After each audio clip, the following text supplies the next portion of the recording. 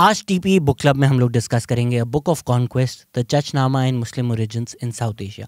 वैसे तो ये एक बहुत हार्ड कोर एकेडमिक किताब है, एक एकेडमिक विगर के साथ लिखी गई है, पर टीपी बुक क्लब में इसको डिस्कस करने की जो मेन वजह है मेरे लिए एटलीस्ट वो ये है कि जिस तारीख की बिना पर, जिस चचनामा को फाउंडेशन बनाकर हमने पाकिस्तान की कहानी सुनाई है, पाकिस्तान की तारीख लिखी है, जिस पे पाकिस्तानी हिस्टोरियंस रिलाई करते हैं, हिस्टोरिकल एविडेंस के साथ, एकेडमिक फिगर के साथ, मनान आसिफ ने तारीख़ में जाकर इसका जायज़ा लिया है और कई जो पॉपुलर नैरेटिव्स हैं पाकिस्तान में उसको रद्द किया है।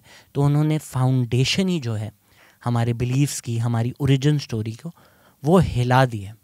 आप आजकल इंटरनेट पर भी देखेंगे कि पाकिस्तान में कुछ बुरा होता है तो इंडियंस कमेंट करते हैं थैंक यू जिना। तो ये बहुत मज़ाइका खेज़ बात है कि पाकिस्तान का जो स्टेट नैरेटिव है और हिंदुत्व का जो फार राइट नैरेटिव है वो इस वक्त ऑलमोस्ट सेम हो गया है। तो ये आयरॉनिक भी है, पर जब आप ये किताब पढ़ेंगे तो आपको समझ में आएगी कि ये क्यों हुआ है। एक ख्याल जो सेम है दोनों बातों में वो ये है कि मुस्लिम्स जो हैं वो आउटसाइडर थे, वो अलग थे। ये आपको जिन्ना के नेशनलिज्म में भी मिलेगा, ये आपको हिंदू कम्युनलिज्म में भी बनेगा, और ये कहीं ना कहीं पाकिस्तान की और मुसलमानों की ओरिजिन स्टोरी बन गई है इंडिया में। तो इसी वर्ल्ड व्यू में रहते हुए सरवारकर और गुलवाकर के लिए भी जो तारीख है वो फिर बन गई the fight of the Hindu nation against the Muslim outsider, जो इन्वेडर्स हैं मुस्लिम। यही आइडिया इवोक करते हैं जब नरेंद्र मोदी भी कहते हैं कि ये घुसपैठी है। ठीक है, वो उस वक्त जो बंगाली आ रहे हैं उनकी बात कर रहे हैं, बट आइडिया जो है, हिस्ट्री जो है, वो वही इवोक की जा रही है कि जो मुसलमान हैं ये बाहर से आते हैं, ये इन्वेडर हैं, और आप लोग एक हिंदू नेशन हैं जिस पर ये इन्वेड कर रहे हैं। ये जो एक बाइनरी है, ये जो एक ओरिजिन स्टोरी है, ये कैसे बनी, ये कैसे हमारे जहनों में डाली गई, ये आपको ये किताब पढ़कर समझ में आ जाएगी। मनान अहमद आसिफ एग्जैक्टली इस ओरिजिन्स नैरेटिव के ख़िलाफ़ लिख रहे हैं। वो कैसे कहते हैं कि कैसे एक 13th सेंचुरी का जो टेक्स्ट है पर्शियन में, वो कलोनियल इमेजिनेशन में एक हिस्ट्री ऑफ मुस्लिम्स बन गया, और वो उनकी मोड ऑफ अंडरस्टैंडिंग भी थी मुस्लिम्स के बारे में, स्पेशली जो सब कॉन्टिनेंट में मुस्लिम्स हैं and how they came to be. Manan लिखते हैं कि आजकल के इंडिया, पाकिस्तान, बांग्लादेश में भी यही नैरेटिव जो हैं they are natural, normative and just as entrench, just मैंने ऐड कर दिया एज इंट्रेंच्ड। देखिए, जिस तरह इंटरनेट पे डिबेट करने के लिए, अपने प्रेजुडिसेस को रीअफर्म करने के लिए कोई ना हिस्ट्री से चेरी पिक करके कोई लाइन दे देगा या कोई इस्लामिक हिस्ट्री से दे देगा कि आपका जो वर्ल्ड व्यू है वो रीअफर्म हो जाए, वो पुट फॉरवर्ड हो जाए। आप एक्चुअली चीज़ों को समझना, कंटेक्चुअलाइज नहीं करना चाहते। उसी तरह चचनामा जो है तारीख़ में, वो एक इंटरनेट डिबेट्स जिस तरह आजकल जीती जाती हैं, उसी तरह अपने नैरेटिव्स पुट फॉरवर्ड करने के लिए एक कन्वीनियंट एविडेंस मिल गया उनको। 1981 में वीएस नेपुल जब कराची आए तो उन्होंने चचनामा पढ़ा और कहा कि इस बुक में was the primary way in which the hegemonic Muslims of Pakistan imagined their separation from India. दूसरी तरफ पाकिस्तान का जो स्टेट नैरेटिव है वो यही है, वो एग्जैक्टली यही है, बस उसको एक ही सिक्के के दो रुख हैं, क्योंकि पाकिस्तान के नैरेटिव में ये एक राइचियस विक्ट्री है। वो भी इसी तरह मुसलमानों को बाहर से देखते हैं, वो मुसलमानों को इन्वेडर्स देखते हैं, पर वो कहते हैं ये एक राइचियस विक्ट्री है कि इस्लाम आया और जहाँ पर जो लोग हिंदू थे वो बुरे थे, और हमने एक सच्चा अच्छा किंगडम यहाँ पर इस्टेब्लिश किया। पाकिस्तान के लिए है domination of the faith over the unbelievers. 1979 Ziaul हक के दौर में छपने वाली जो सोशल स्टडीज़ की टेक्स्ट बुक है उसमें मोहम्मद बिन कासिम को पहला पाकिस्तानी बनाकर पेश किया गया। Mohammad bin Qasim versus Raja Dahir पे हमारी पूरी एक वीडियो है, वो भी देखिए। और ऐसा नहीं है कि मोहम्मद बिन कासिम मर चुके हैं, वो हमारी living imagination, the story of Pakistan that we tell, उसका हिस्सा है। कई लोग फॉल्स इक्विवेलेंसी ड्रॉ करने की कोशिश करते हैं कि भाई ज़ियाउल हक ने अगर ये किया तो जुल्फ़िकार अली भुट्टो ने भी ये किया, तो बेनज़ीर भुट्टो ने भी ये किया, तो सब सेम है। नहीं, देखें, ज़ियाउल हक ने जिस तरह एजुकेशन बदला है, जिस तरह पाकिस्तान का नैरेटिव बदला है, और वो आज तक सीप इन हो चुका है, लोगों के दिलों तक उतर चुका है और वो रिप्रोड्यूस करता जा रहा है। फैसल शहजाद की भी मैंने आपको एग्जाम्पल दी थी हमारी पिछली वाली वीडियो में। वो टाइम स्क्वायर पे जाके गाड़ी में बॉम्ब रख के फाड़ना चाहते थे क्योंकि वो अपने आप को मोहम्मद बिन कासिम समझते थे। जावेद चौधरी ने भी एक कॉलम लिखा आफिया सिद्दीकी के ऊपर कि उन्होंने बोला कि भाई आज कोई मोहम्मद बिन कासिम क्यों नहीं पुकार रहा जब आफिया सिद्दीकी चीख रही है। ये एक वक्त था कि अमृता प्रीतम लिखती थी कि आज आखां वारिस शानू किथों कबरा विच कुछ बोल। आज जावेद चौधरी कॉलम लिख रहे हैं कि आज आखां मोहम्मद बिन कासिम नू। तो ये एक डेग्रेडेशन ऑफ थॉट है, ख्यालात का, और हमारी जो story of ourselves that we tell are selves of who we are where we come from है, वो पूरी की पूरी डिस्टॉर्ट हो चुकी है। इसीलिए ये काम बहुत सेमिनल है कि मन्नान अहमद आसिफ ने तारीख़ में जाकर उसको, उसकी जो जड़ें हैं जहाँ से सारे नैरेटिव्स ओरिजिनेट होते हैं, वो तोड़ दिए। ये चचनामा ही है जिसको पाकिस्तान के स्टेट के नैरेटिव के लिए एक जवाज़ मिला है। चचनामा है क्या? और 1226 में अली कूफ़ी ने ब्राह्मण राजा चच के बारे में ये एक कहानी लिखी थी जिसमें मोहम्मद बिन कासिम की भी कहानी है। मनान इसमें आर्ग्यू करते हैं कि ये किताब एक वर्क ऑफ ट्रांसलेशन नहीं है, ब्रिटिश ओरिएंटलिस्ट्स एंड हिस्टोरियंस के लिए सोशल और हिस्टोरिक फाउंडेशन बन गई है टू अंडरस्टैंड इस्लामिक ओरिजिन्स, पर ये बिल्कुल गलत है। और जो पाकिस्तानी हिस्टोरियंस भी हैं वो अब इन्हीं ब्रिटिश हिस्टोरियंस पर जो चचनामा पर रिलाई कर कर लिख रहे हैं उन पर रिलाई करते हैं, जबकि वो भी गलत हैं। तो जो उनके काम के ऊपर पाकिस्तानियों ने काम किया है वो जाहिर सी बात है गलत है। मनान कहते हैं कि ये एक अरेबिक टेक्स्ट की मिस रीडिंग है, ये एक बुक ऑफ कॉन्क्वेस्ट नहीं है बल्कि ये एक बुक ऑफ पॉलिटिकल थ्योरी है। तो जो चैप्टर 1 है उसमें मनान लिखते हैं कि अरब जियोग्राफिक अकाउंट जो है उसमें इंडिया को रेफ़र किया गया है एज अल हिंद वल सिंध। हिंद का लफ्ज़ अरेबिक में आया सिंधु लफ्ज़ से। बेबीलोनियन लिस्ट में भी जो ये मुस्लिम क्लॉथ है, जो इंडियन क्लॉथ है, उसको सिंधु या सिंफती का लफ्ज़ इस्तेमाल किया गया। बालादुरी लिखते हैं कि मोहम्मद बिन कासिम से कई साल पहले भी उमैयद डायनेस्टी का एक फाइनेंशियल इंटरेस्ट था सिंध के अंदर। वो लिखते हैं कि फाइनेंशियल, पॉलिटिकल और इकोनॉमिक रीजंस की वजह से वो सिंध फतह करना चाहते थे। इस खित्ते में इस्लाम और मुसलमानों की तारीख जो है वो कई साल पहले की है। तो ये जो पाकिस्तान की कहानी है कि मोहम्मद बिन कासिम पहला मुसलमान था या उन्होंने वो इस्लाम लेकर आए, ये बिल्कुल सरासर झूठ है। तो ये जो पूरी मोहम्मद बिन कासिम की कहानी है ये अक्सर पाकिस्तानी हिस्टोरियन चचनामा से लेते हैं। इसमें बड़ी इंटरेस्टिंग डिटेल्स भी हैं कि 6000 लोग भेजे, सिरका जो है वो कॉटन बॉल्स में डालकर भेजा। हजाज बिन यूसुफ का इतना इंटरेस्ट था इस कॉन्क्वेस्ट के अंदर, पर चचनामा खुद एक हिस्टोरिक किताब नहीं है। मनान आसिफ लिखते हैं कि भाई जब अरब हिस्टोग्राफी लिखी जाती है तो उसमें स्पेसिफिक सोर्सेज साइट की जाती हैं, किसने कहा, कब कहा। जबकि आप अगर चचनामा पढ़ें तो उसमें इस तरह की बातें की गई हैं, द वाइज ऑफ सिंध से, सम ब्राह्मण सेड, तो वो सोर्सेज नहीं साइट हुई भी। वो जो एकेडमिक विगर मिलता है ना किसी काम को, वो आपको चचनामा में नहीं नज़र आएगा। जो ब्रिटिश हिस्टोरियंस ने गलती की कि जो चचनामा में हिस्ट्री मिसिंग है, उन्होंने अज्यूम कर लिया कि वो हिस्ट्री एग्जिस्ट ही नहीं करती। क्या कहते हैं कि the evidence of absence is not the absence of evidence, sorry उल्टा हो गया, the absence of evidence is not the evidence of absence. तो जो 500 साल की तारीख नहीं लिखी गई जहाँ अरब का जिक्र हो चचनामा में, तो ब्रिटिश ने अज्यूम कर लिया वो 500 साल यहाँ अरब थे ही नहीं। ये एक फॉल्टी अजम्पशन है, ये एक झूठ है। चैप्टर 3 में जो हजाज बिन यूसुफ और मोहम्मद बिन कासिम के बीच में लेटर्स एक्सचेंज हुए हैं वो छपे गए हैं, जिसमें आपको नज़र आता है कि ये एक चचनामा पॉलिटिकल थ्योरी की किताब है। उसमें ये चीज़ें डिस्कस हो रही हैं कि गवर्नेंस कैसे करनी है, लोगों के साथ ट्रीटीज़ कैसे बनानी है, अलाइंसेस कैसे करनी है। तो वो पॉलिटिकल थ्योरी जो है वो डिस्कस की जा रही है कि गवर्न कैसे करना है, as opposed to it being a book of conquest. Hajjaj bin Yusuf इसमें अकोमोडेशन दिखा रहे हैं कि नॉन मुस्लिम्स का कैसे ट्रीट करना है, गवर्नेंस कैसे करनी है। तो वो जो एक सिंपलिस्टिक बाइनरी हमने बना दी है कि मोहम्मद बिन कासिम बस इस्लाम की सुप्रेमेसी इन्फोर्स करना चाहते थे, जब आप एविडेंस देखें, जब आप तारीख देखें, जब आप नुआंस देखें, तो वो पाकिस्तान स्टेट का और हिंदू फार राइट का दोनों का जो नज़रिया है वो ठप हो जाता है। ऐसा भी नहीं है कि मोहम्मद बिन कासिम कोई प्लूरलिस्टिक रूलर थे, कोई लिबरल आदमी थे। अगेन हिस्ट्री इतनी सिंपलिस्टिक नहीं होती। उन्होंने बिल्कुल एक गाय भी ज़िबा की, लेकिन बहुत सारे पॉलीथिस्ट जो टेम्पल्स थे उन्होंने उनको भी रहने दिया, उन्होंने बुद्धों को भी रहने दिया। उन्होंने, हजाज बिन यूसुफ ने उनको लिखा कि भाई जो लोग नहीं इस्लाम एक्सेप्ट कर रहे उनको बोलो रिबेल ना करें, मतलब हमारे ख़िलाफ़ ना जाएं, ट्रीटीज़ दें, टैक्स दें, अकोमोडेट करो। जो ब्राह्मण एडवाइज़र्स हैं उन्होंने उनको उनकी पोस्ट पे कंटिन्यू करने दिया। तो it's about how to govern, not Islam versus Hinduism. Manan लिखते हैं कि Chachnama first uses Buddhist Hindu religious difference and political accommodation as the model for its political theory of difference. Chachnama presents a past in which the Brahmin Chach and the Buddhist polities and priests are intertwined.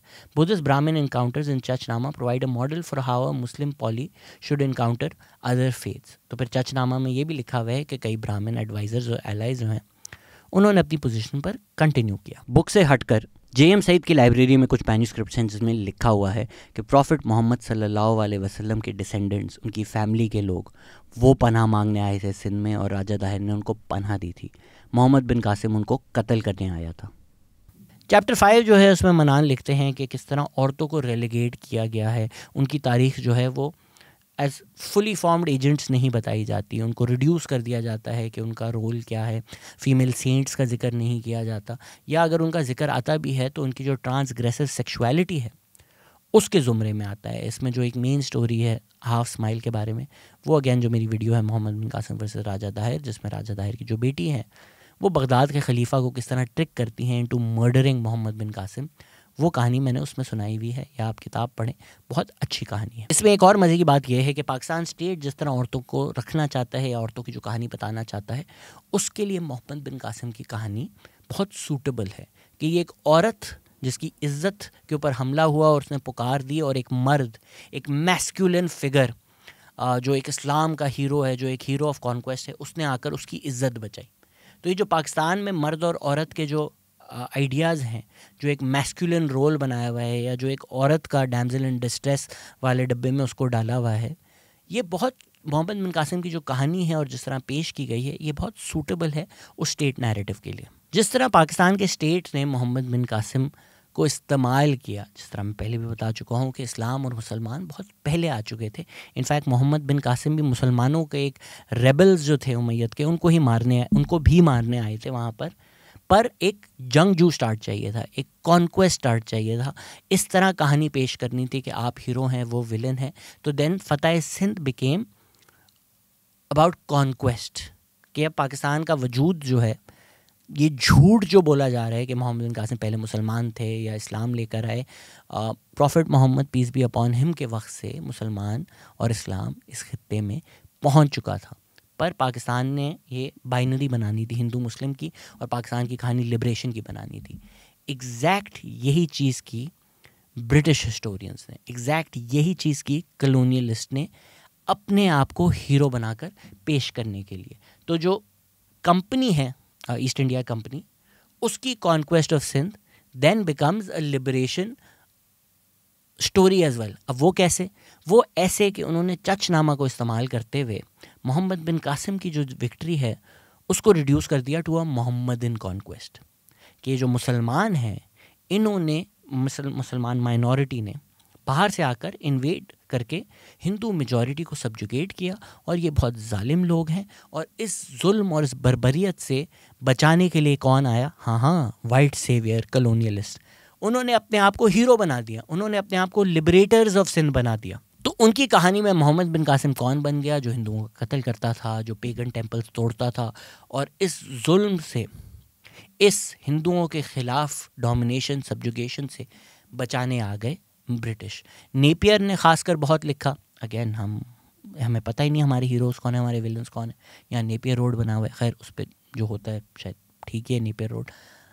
मुसलमान brutality का Napier ने बहुत ज़्यादा जिक्र किया, उन्होंने temples तोड़कर मस्जिदें बनाने की बातें की।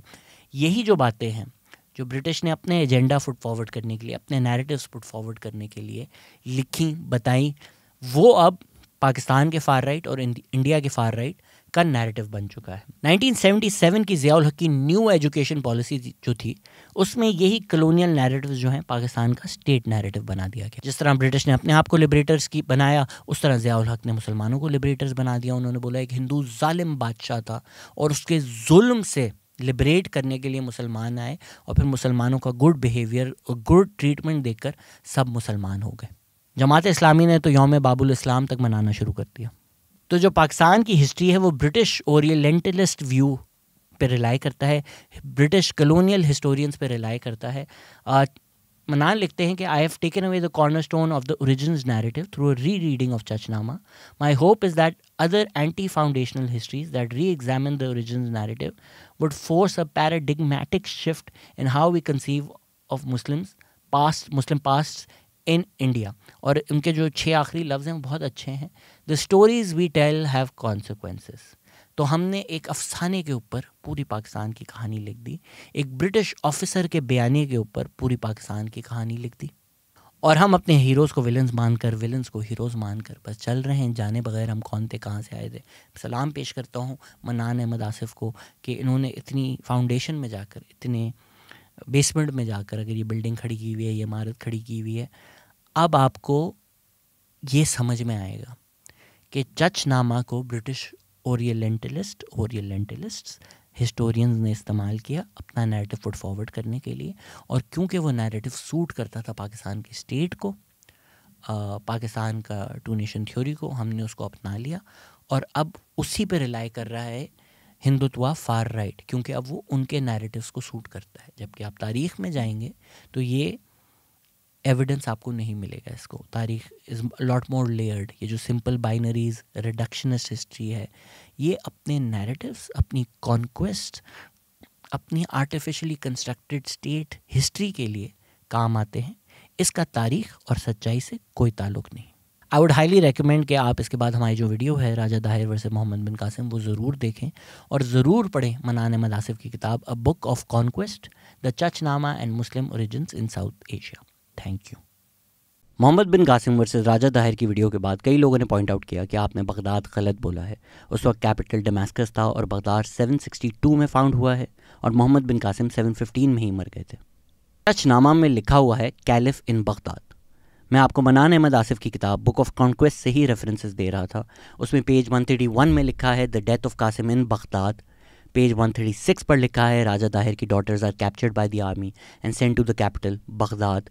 पेज 137 पर लिखा है he dies as a result of his entombment in leather on route to Baghdad.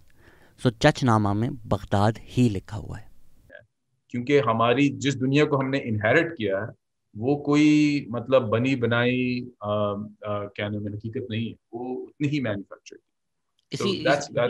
इसी बात पे आपका एक बहुत ही अच्छा बुक से कोट है जो आर्टिकल में भी आ रहा है कि how does one then write the history of something that is not even realisable as missing और cannot be fully articulated. Colonisation refuses the colonised access to their own past के जो एक फिजर है जो हमें शायद हिस्ट्री से violently disconnect किया गया था, उस प्रोजेक्ट को कॉग्नाइज किए बगैर या एक्नॉलेज किए बगैर आप हिस्टोरिकल पॉइंट से जब अगर हिस्ट्री ड्रॉ करने की कोशिश करेंगे, लाइक बुलशिट रिटोरिकल जिस तरह पाकिस्तान में बात की जाती है कि मोहम्मद बिन कासिम पहला पाकिस्तानी था, रैंडमली इट्स ऑलमोस्ट लाइक कि कोई मैप पे डार्ट मार रहा है एक हिस्टोरिकल टाइमलाइन पे कि यहाँ से हम अपनी हिस्ट्री शुरू कर देते हैं विदाउट एक्चुअली एक्नॉलेजिंग कि आपका पास्ट है क्या।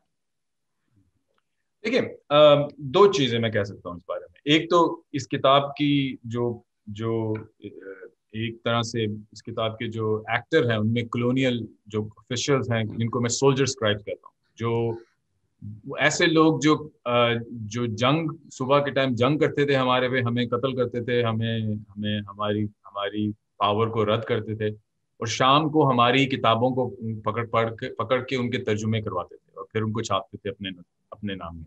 तो उनको मैं सोल्जर स्क्राइब्स कहता हूँ। जो एडवर्ड सईद ने उनको ओरिएंटलिस्ट कहा, उनको सोल्जर स्क्राइब्स कहता हूँ, क्योंकि वो उनकी जो वायलेंस, उनकी जो डेली वायलेंस है ना, डे टू डे जो डे जॉब है, उसके ऊपर नजर डालनी बहुत अहम है। कि ये काफी नहीं है कि भाई इन्होंने तर्जुमे करवाए हैं या उन्होंने तारीखें लिखी हैं पंजाब की या सिंध की वगैरह वगैरह, ये मेरे लिए इतना काफी नहीं है।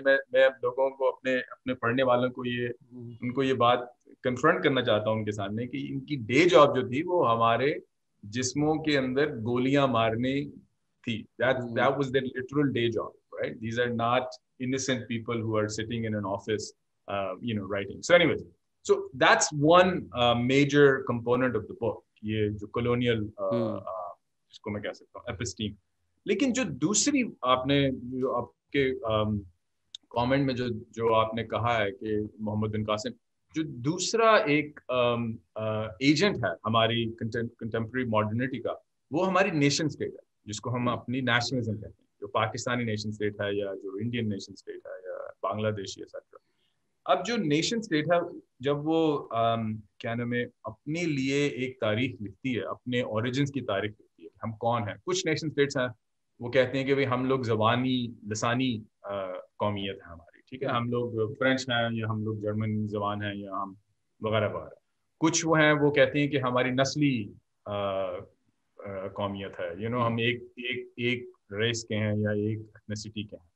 और कुछ हैं वो कहते हैं कि हमारी जो ओरिजिन्स हैं, जो हमारे ओरिजिन वो एक ऐसे अमल के जरिए उभरे हैं कि जिस अमल को हमने संभाल के रखना है। और पाकिस्तान एक ऐसी कौमियत है जिसने कहा कि भाई मोहम्मद बिन कासिम का जो एक अमल था, जो भी था, जो भी किया उसने, उसका जो अमल है हमने उस अमल को पकड़ना है और हमने उस अमल को अपने सामने रख के उससे हमने अपनी कौमियत की बुनियाद रखनी।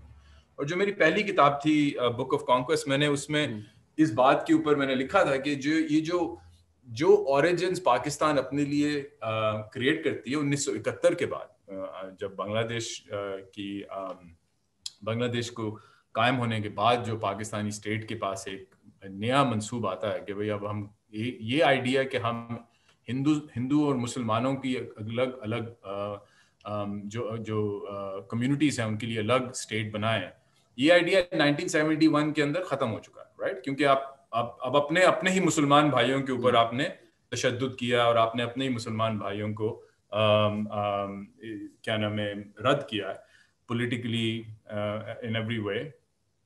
तो वो जो लॉजिक है वो किधर गई। तो उस लॉजिक के एक सप्लांट करने के लिए ये एक थ्योरी है कि जो हम लोग तो पाकिस्तान 1947 में बना ही नहीं है, पाकिस्तान तो 712 में बना। और वो इस बात से नहीं बना कि हम सिर्फ मुसलमान हैं, क्योंकि मुसलमान तो 712 से पहले भी हिंदुस्तान में थे, वो केरला में थे, वो गुजरात में थे, वो सिंध में भी थे। तो ये भी नहीं कि सिर्फ ये मुसलमानियत की बात है कि मुसलमान इस्लाम कब आया, ये भी आपका स्टार्टिंग पॉइंट नहीं है। आपका स्टार्टिंग पॉइंट एक पर्टिकुलर अमल है, एक एक्शन है। जो फतेह सिंध है वो एक एक्शन है, एक पॉलिटिकल एक्शन है कि जिसके जरिए आप कहते हैं कि एक जर्नल ने आके इस इलाके की फतह की और उसको उसने एक इस्लामिक रियासत बनाई है। अब आप एज ए नेशन स्टेट जब आपने उस अमल को पकड़ा है ओरिजिन्स के लिए, तो फिर आपका जो पर्टिकुलर क्या कह सकते हैं पॉलिटिकल हिस्ट्री होगी वो उन्हीं अमल्स को सिर्फ हाईलाइट करेगी राइट। क्योंकि अगर आपने कॉन्क्वेस्ट से शुरू किया तो सिर्फ आपकी हिस्ट्री कॉन्क्वेस्ट की हिस्ट्री हो सकती है, आप उसके अलावा कोई हिस्ट्री नहीं लिख सकते एज ए नेशन स्टेट।